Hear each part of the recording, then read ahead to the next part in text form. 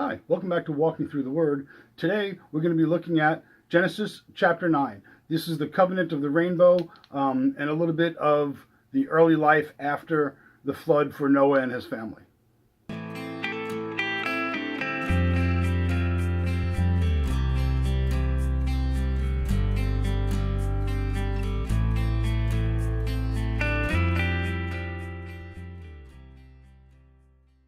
So today we're starting with Genesis chapter 9, and this covers the early life right after the flood, right after everybody gets off the ark, and starts with the blessings that God gives Noah. And again, there's a lot here. We will look back on this as we get into the New Testament. Paul talks about it and about how it relates to baptism, but right now we're not getting into the doctrinal meat of it. We're trying to, like I say, look at the narrative and see what actually happened, what the story was about, so that when we do get to those parts in the New Testament and even in the Old Testament, when they refer back to it and they talk about it, we need to understand what they're talking about. And so we're going to get a good grasp on this stuff and just understand the story, what's being said. So, chapter 9. And God blessed Noah and his sons and said to them, "Be fruitful and multiply and fill the earth."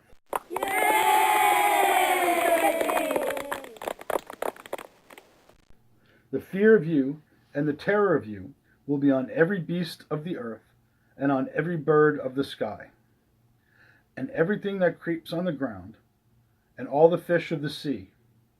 Into your hand they are given. Every moving thing that is alive shall be food for you.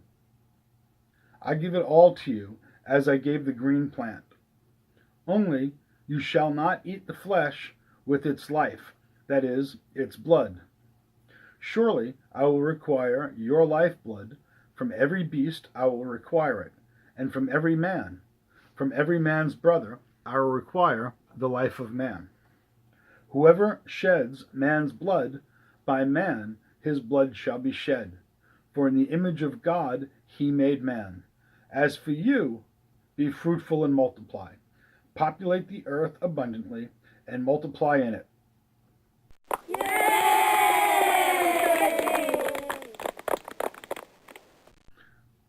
So we're going to stop right there, and because there's a lot of stuff going on here in just these couple little verses, these first 7 verses.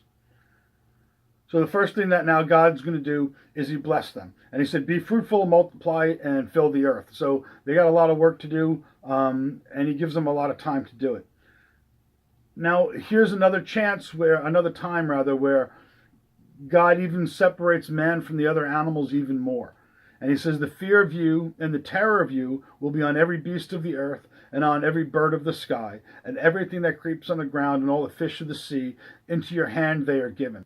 So this is God, again, separating us from the animals and giving us the distance from them and giving us, I hate to use the word superiority, but dominance over them, and gives them into us. Now, here's an interesting fact. There is not an animal on earth whose flesh is dangerous for us to eat or poisonous for us to eat. So when it says that he's given it all to us, that we can eat any flesh, it really is. We can eat any animal, any animal's flesh. Find a lizard, you can fry that up, you can eat it. Now, the only requirement that he has at this point, right after the ark, the only requirement he has is that you drain the blood out of it. You don't drink the blood, you don't eat the blood, you don't make blood soup, whatever. You don't do it. You let the lifeblood drain out of it, and then you can go ahead and you can eat it. Ooh. Verse 5 says, surely I will require your lifeblood. From every beast I will require it. And I was like, what? And from every man and from every man's brother I will require the life of man. And I was like, what? That didn't sound right. What he's talking about is if an animal, this first part here, surely I require your lifeblood. From every beast I require it. He's talking about that if an animal kills a man. So you're out in the wild and a tiger comes out and kills you or whatever. You put that tiger to death. You put it down. You get attacked by a dog. Dog kills somebody. You put the dog down. No, Mama. There's no hope for him now, Travis. He's suffering.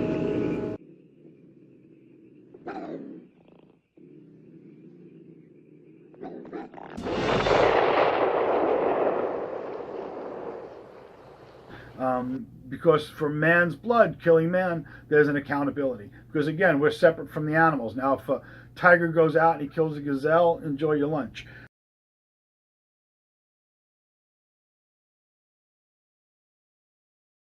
But this is different. This is coming after man and killing man. So God created a separate law for us, which also made us more accountable.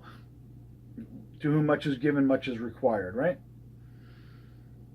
But he also talks about then, and from every man and from every man's brother are required the life of man. So no matter what it is, you can't kill your brother, you can't kill another person. If you kill them, there's going to be a justice required, okay?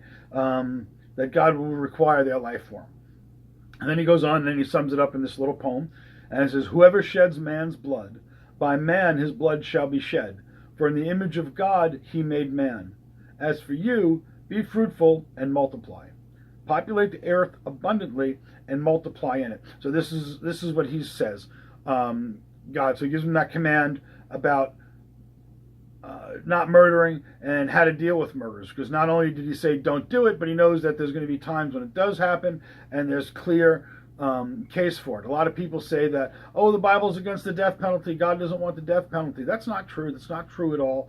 Right here, if they didn't even get past Genesis 9 and read this far, and they have no clue what they're talking about. The Bible does support the death penalty in certain cases, especially capital cases, and this is one of them. And it does in other cases too. The Bible all throughout, and even the New Testament, Paul says, if I have done anything worthy of death, I will explain it. And that's this scripture here.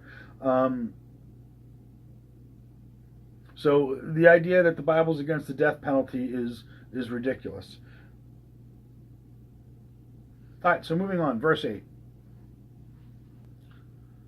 Then God spoke to Noah and to his sons with him, saying, now behold, I myself do establish my covenant with you, and with your descendants after you, and with every living creature that is with you, the birds, the cattle, and every beast of the earth with you.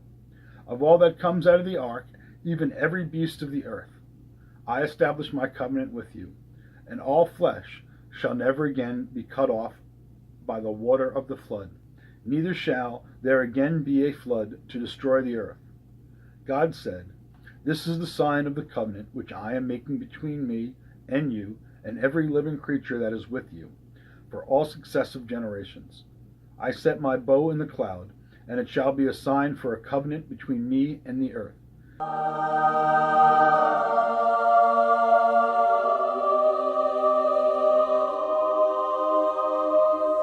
It shall come about, and when I bring a cloud over the earth, that bow will be seen in the cloud, and I will remember my covenant, which is between me and you, and every living creature of all flesh, and never again shall the water become a flood to destroy all flesh.